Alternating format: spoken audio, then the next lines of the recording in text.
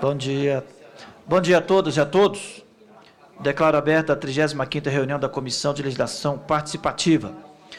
Esta audiência pública foi convocada para debater sobre a ação civil pública impetrada pelo Ministério Público do Estado do Ceará, com a finalidade de inviabilizar o funcionamento de associações representativas dos policiais e bombeiros militares, em atendimento ao requerimento número 169/2017 do subtenente Gonzaga. Informo que todo o conteúdo da audiência está sendo gravado e transmitido ao vivo via internet. O material desta reunião será disponibilizado em áudio e vídeo na página da Comissão de Legislação Participativa da Câmara dos Deputados, www.câmara.leg.br/CLP. Comunico que essa atividade também faz parte de um bate-papo virtual em tempo real, possibilitando aos cidadãos interagirem com os deputados e as entidades por meio de perguntas ou considerações que pode ser acessado pelo link http://edemocracia.câmara.gov.br/web/eventos interativos. Convido para compor a mesa o senhor Lucas Azevedo, representante da Associação Nacional dos Membros do Ministério Público, CONAMP, e presidente da Associação Cearense do Ministério Público.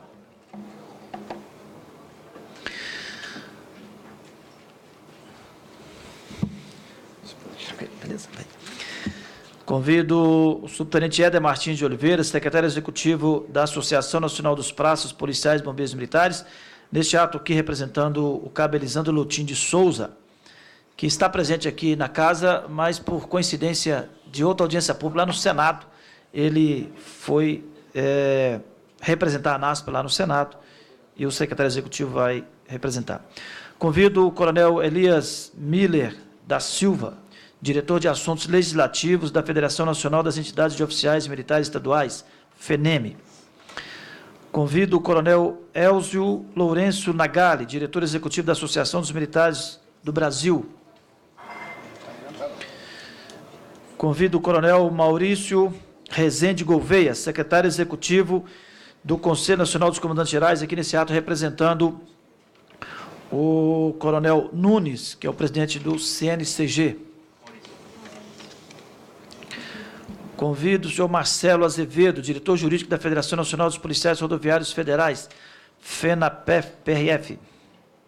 E não tinha confirmado, a gente não conseguiu contato. Consulta se tem algum representante em plenário. Não tem não. Consulta se tem algum representante da NERD. Chama o Pedro Queiroz para cá. Convido o subtenente Pedro Queiroz, presidente da Associação dos Praças do Estado do Ceará, ex-presidente da Associação Nacional dos Praças, a NASPRA.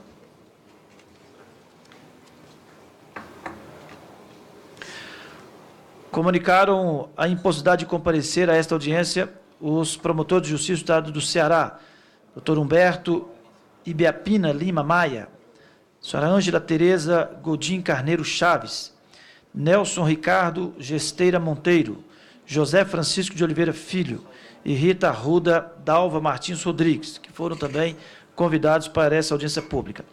Além deles, também informaram a impossibilidade de comparecer os representantes da Associação Nacional dos Procuradores da República, a NPR, e da Federação Nacional dos Policiais Federais, FENAPEF. A FENAPEF está com um evento hoje aqui na Biblioteca Nacional, hoje e amanhã, por isso o presidente Luiz Baldes não está presente, porque estão com evento próprio. Esclareço que cada palestrante deverá limitar-se ao tema do debate e disporá, para tanto, prazo de 20 minutos para sua exposição, prorrogáveis a juiz da presidência, não podendo ser aparteado. Vamos dar início às nossas considerações. Eu queria primeiro agradecer a todos presentes e agradecer à presidente, deputada Flávia Moraes, presidente da Comissão de Legislação Participativa, por ter acolhido aqui não só o nosso requerimento, que foi aprovado em plenário, mas principalmente de ajustar essa agenda para hoje. Final de ano é sempre muito difícil a agenda para todos, portanto, ajustar essa data para nós realizarmos essa audiência pública foi extremamente importante. Antes de passar a palavra ao nosso primeiro expositor, doutor Lucas, eu quero dizer o seguinte, a organização de classe dos policiais e bombeiros militares no Brasil tem sido, ao longo dos anos, um desafio e eu diria, um enfrentamento de ousadia e de coragem dos próprios policiais e bombeiros militares. Porque nós temos, de um lado, a vedação constitucional da sindicalização e da greve, nós tínhamos, na maioria absoluta dos estatutos das polícias militares e corpo bombeiro, a proibição da organização em associações, nós temos e tínhamos nos próprios estatutos dos clubes de policiais e bombeiros militares a vedação da discussão político-partidária no interior dos clubes. Então, foi o advento, né, da Constituinte que abriu um pouco a visão, e nós estamos já há uns 20, quase 30 anos, nesse esforço de legitimar nossa representação de classe no limite do que impõe a Constituição, que é a vedação, a sindicalização e a greve. E nós tivemos ações concretas, inclusive de governos. O presidente Fernando Henrique, no final do seu governo, ele encaminhou aqui para casa 2 projetos de leis. Um tipificava a interrupção de serviço de segurança e a ocupação de prédio público como crime, e criava um conceito dessa ocupação muito aberto, de forma que 2, 3 pessoas no pátio de um quartel conversando poderia se caracterizar esta ocupação. E também a interrupção de serviço público era um conceito muito aberto. E o segundo projeto, ele criava a possibilidade das associações que incorressem nesses crimes ser dissolvidas judicialmente.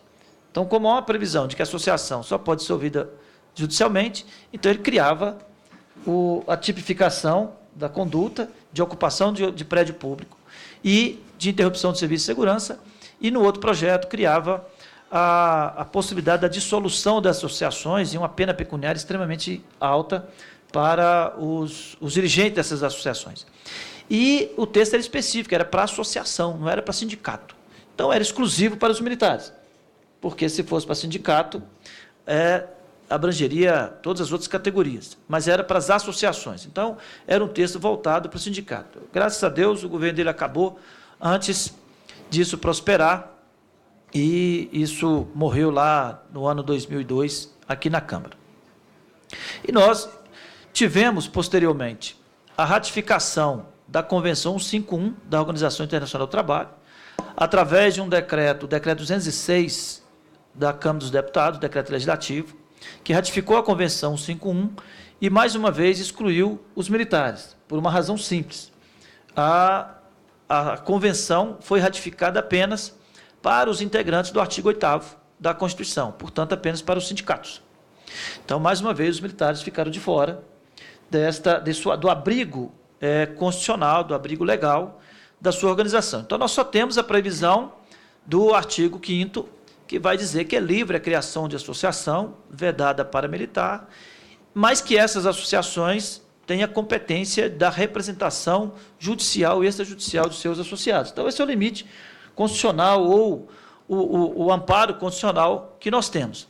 No mais, nós estamos, ao longo do tempo, efetivamente fazendo um esforço, né, de construção desta legitimidade, dessa legitimação das nossas associações, das nossas representações, num debate político, né, num debate que quase sempre ligado aos governadores, em alguns momentos com muita opressão, em alguns momentos com muita punição, mas em outros também de construção, de cidadania, de reconhecimento. Então, hoje nós temos, na maioria dos estados, a maioria dos governos, que reconhece o papel das associações, reconhece a legitimidade, dialoga com essas associações, negocia com essas associações, mas deparamos agora com esta ação de alguns promotores do Ministério Público do Estado do Ceará. E isso, naturalmente, nos preocupou de imediato, porque a base legal da existência da Constituição e das ações das associações de policiais e bombeiros do Ceará são as mesmas de todas as associações de policiais e bombeiros militares do Brasil. Portanto, se há um risco para a Associação do Ceará, há um risco para a Associação de Minas, do DF, de Santa Catarina e de praças de oficiais, né? Não é também voltado para um foco só. Então, nós precisamos de fazer esse debate.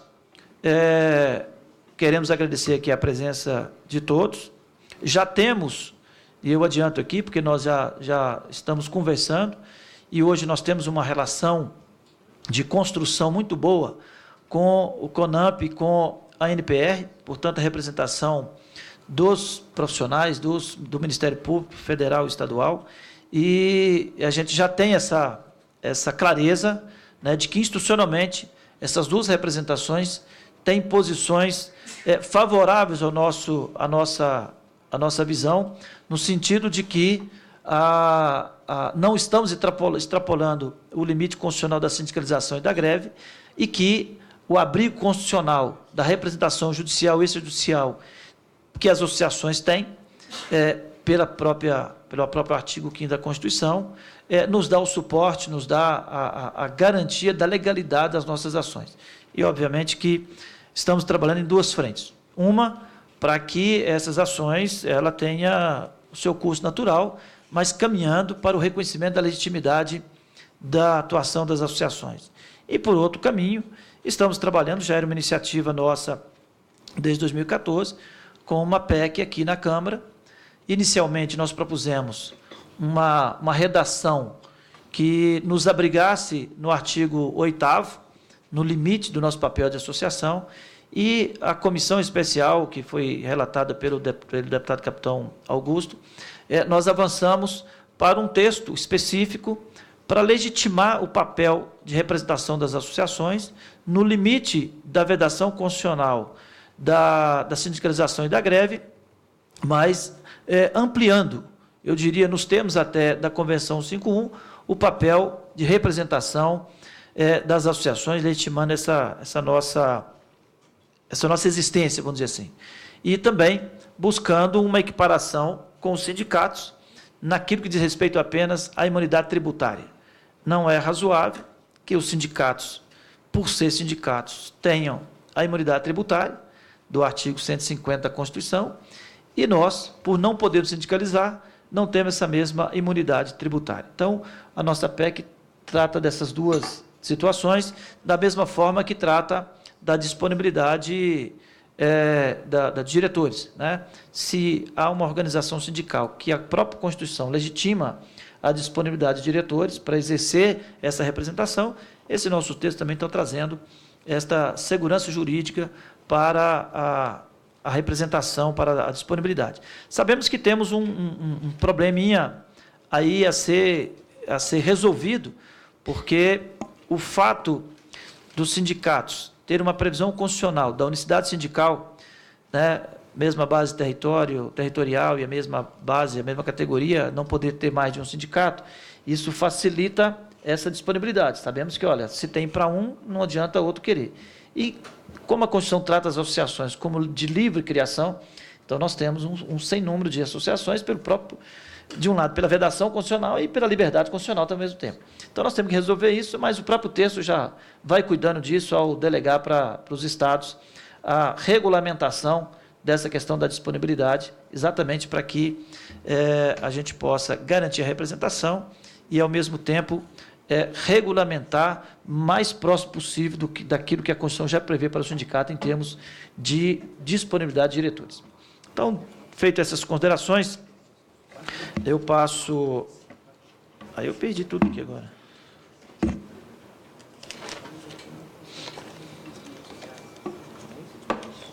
Aqui. Espera aí.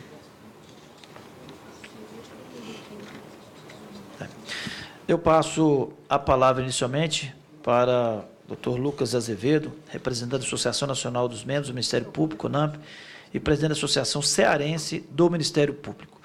Vossa Senhoria tem até 20 minutos para a sua exposição. Tem um sem fio aí?